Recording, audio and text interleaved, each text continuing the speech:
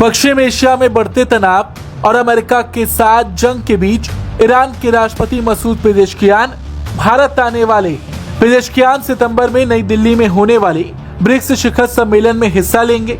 ईरानी सूत्रों ने उनके भारत दौरे की पुष्टि की है। ये दौरा ऐसे वक्त में हो रहा है जब पश्चिम एशिया की भू राजनीति बेहद संवेदनशील बनी हुई है। भारत की ब्रिक्स में बहुत चांसेस हैं कि शी जिनपिंग भी आ जाए, जैसे आप लोग 11 जिनपिंग क्या बोलते हैं तो सर वो आ जाए। न्यूज एंकर फायर हो गई थी, वो बोली थी 11 जिनपिंग। अब उसे नाम पहले ऐसा किया है तो क्या होगा उसका। फाइनेंशियल हेडलाइंस क्लेम करती हैं कि सितंबर में ब्रिक्स की मीटिंग भारत में होगी। उसमें पुतिन भी आ रहे हैं, शी जिनपिंग भी आ रहे हैं और यहां पर एक यूनिफाइड करेंसी लॉन्च की जाएगी ताकि यूएसए के डॉलर को डिथ्रोन किया जाए।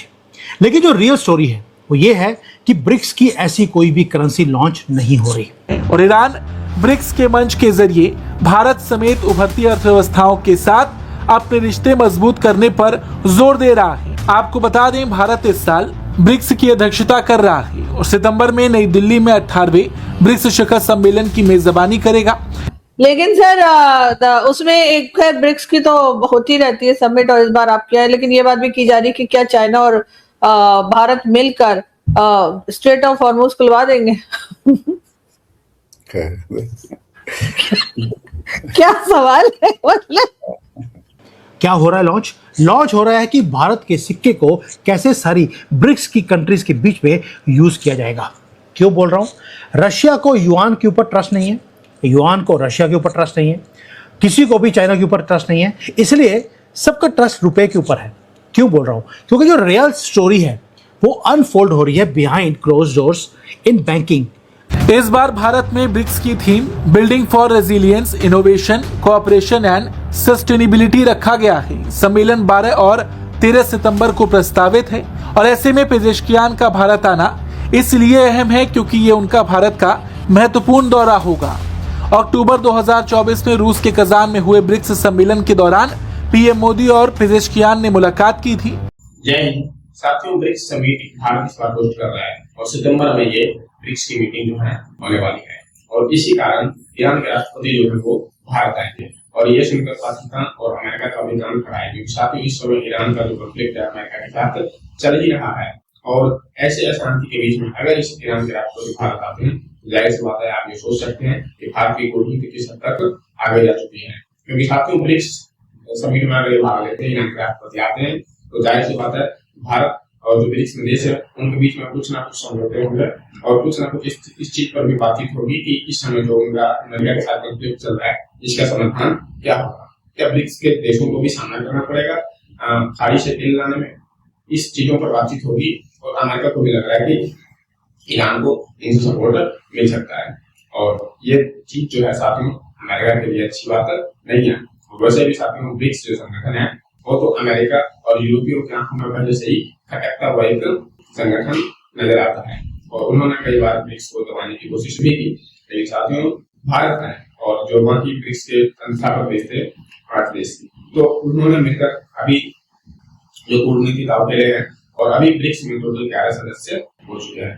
पाकिस्तान भी कोशिश कर रहा था किसी तरीके से वो ब्रिक्स में आ जाए, लेकिन भारत ने ब्रिक्स में एंट्री उन्होंने नहीं दिया क्योंकि साथियों भारत ने बता दिया कि पाकिस्तान एक कंगाल देश है और ईरान ब्रिक्स में शामिल है, ब्रिक्स का सदस्य है और इसीलिए जब भारत होस्ट कर रहा है तो इससे पहले ईरान के विदेश मंत्री भारत आए थे और बातचीत करके गए थे और समाधान निकाल कर भी गए थे। और अब जब राष्ट्र प्रमुख की बैठक है यानी ब्रिक्स देश में सभी देश के जो राष्ट्राध्यक्ष हैं या राष्ट्रपति या प्रधानमंत्री वो जब हिस्सा लेंगे तो इसी कारण ईरान के राष्ट्रपति भारत में आएंगे तो जाहिर सी बात है इस बात पर भी होगी बात कि खाड़ी देश में जो बाकी जो ब्रिक्स देश के सदस्य हैं वो अपना खर्चा तेल निकालते हैं, क्या उसमें ईरान बाधा डाल सकते हैं या नहीं। दोनों नेताओं ने भारत ईरान संबंधों के साथ साथ पश्चिम एशिया के हालात पर चर्चा की थी और कूटनीति के जरिए समाधान पर जोर दिया था।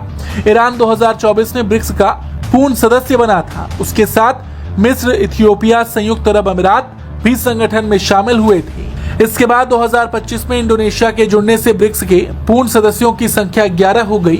ईरान के लिए ब्रिक्स पश्चिमी दबाव के बीच गैर पश्चिमी देशों के साथ आर्थिक और कूटनीतिक जुड़ाव बढ़ाने का एक बड़ा मंच बन चुका है। और देखा जाए तो पेजेश्कियान का भारत दौरा ऐसे समय में हो रहा है जब दोनों देशों के बीच उच्च स्तरीय संपर्क लगातार बढ़ा है। जून में ईरान के विदेश मंत्री अब्बास अराक्ची ब्रिक्स विदेश मंत्रियों की बैठक में शामिल होने भारत आए थे। उन्होंने नई दिल्ली में कहा था कि पश्चिम एशिया के मौजूदा संकट का कोई सैन्य समाधान नहीं है और बातचीत से निकला समझौता ही आगे बढ़ने का रास्ता है। अराक्ची ने भारत की भूमिका को महत्वपूर्ण बताया था। तब उन्होंने कहा था कि भारत वैश्विक स्तर पर शांति स्थापित करने में बड़ी भूमिका निभा सकता है और तेहरान भारत की किसी भी रचनात्मक भूमिका का स्वागत करेगा। पेजेश्कियान का भारत दौरा इसलिए भी खास माना जा रहा है क्योंकि ईरान और अमेरिका के बीच तनाव लगातार बढ़ता जा रहा है। ऐसे माहौल में ईरानी राष्ट्रपति का नई दिल्ली आना भारत को एक ऐसे मंच पर ईरान के साथ सीधे संवाद का अवसर देगा जहां दुनिया की बड़ी उभरती अर्थव्यवस्थाएं एक साथ मौजूद होंगी। भारत पहले भी ईरान के साथ बातचीत में संवाद और कूटनीति को समाधान का रास्ता बताता रहा है। जून 2026 में पीएम मोदी ने पेजेश्कियान से फोन पर बातचीत के दौरान पश्चिम एशिया में स्थायी शांति और स्थिरता की जरूरत पर जोर दिया था। साथ ही उन्होंने समुद्री आवाजाही और व्यापार की स्वतंत्रता सुनिश्चित करने की बात कही थी। ईरान के लिए भारत की अहमियत सिर्फ ब्रिक्स तक सीमित नहीं है। दोनों देशों के बीच लंबे समय से व्यापार, कनेक्टिविटी और रणनीतिक सहयोग के मुद्दे जुड़े हैं। चाबहार बंदरगाह भारत ईरान रिश्तों का एक प्रमुख केंद्र है और दोनों देश इसे मध्य एशिया तक कनेक्टिविटी बढ़ाने के लिहाज से जरूरी मानते हैं। मोदी और पेजेश्कियान ने 2024 में भी चाबहार को द्विपक्षीय संबंधों का एक अहम हिस्सा बताया था। ऐसे में सितंबर में जब पेजेश्कियान भारत आएंगे तो ब्रिक्स मंच पर उनकी मौजूदगी सिर्फ एक औपचारिक भागीदारी नहीं होगी। अमेरिका से तनाव, पश्चिम एशिया की उथल पुथल और समुद्री संकट के बीच ईरान के राष्ट्रपति का भारत आना नई दिल्ली की बढ़ती कूटनीतिक भूमिका को रेखांकित भी करेगा। धागे खुलवा दें आप। नहीं, देखिए वैसे सवाल बहुत ही इंटरेस्टिंग है और बहुत पेचीदा भी है। आपको समझना पड़ेगा कि जो ब्रिक्स की डायनेमिक्स है ना, वो इंटरनल कॉन्फ्लिक्ट से भरी हुई है। सबसे बड़ी बात, अगर आप ब्रिक्स की मेंबरशिप को देखें तो इसमें जो ओरिजिनल ब्रिक्स के मेंबर थे उसके अलावा जो अब एक्सपेंशन हो गई है उसके बाद से इसमें आपके जो मेंबर एक्स्ट्रा हैं वो है नए आए हैं, सॉरी एक्स्ट्रा नहीं, जो नए मेंबर आए हैं उसमें यूएई भी है और ईरान भी है और यूएई और ईरान के बीच में नहीं पट रही है। ठीक है ना? तो वो कैसे देखता है यूएई, जो भी इंडिया या चाइना मिलकर के स्टेप लेते हैं कि भाई स्टेट ऑफ हॉर्मुज को खुलवाया जाए। दूसरा ये है कि इंडियन इंटरेस्ट और चाइनीज इंटरेस्ट भी कोई एक दूसरे के साथ बहुत ज्यादा, जिसे कह लीजिए, कन्वर्जेंस नहीं है। दोनों के इंटरेस्ट में बेसिक डिफरेंस है। जो कॉमन रियलिटी है कि दोनों ही कह रहे हैं कि ये जो क्या नाम है, ये जो स्टेट ऑफ हॉर्मुज है वो फ्री फॉर नेविगेशन होना चाहिए। आपको पता है कि ईरान और यूएई के डिफरेंसेस की वजह से जो पिछली बार फॉरेन मिनिस्टर्स का जो इंडिया में ब्रिक्स का कॉन्फ्रेंस हुआ उसमें कोई एक जॉइंट कम्युनिके नहीं आ पाया, बल्कि उसकी जगह एक चेयर्स नोट डाला गया था।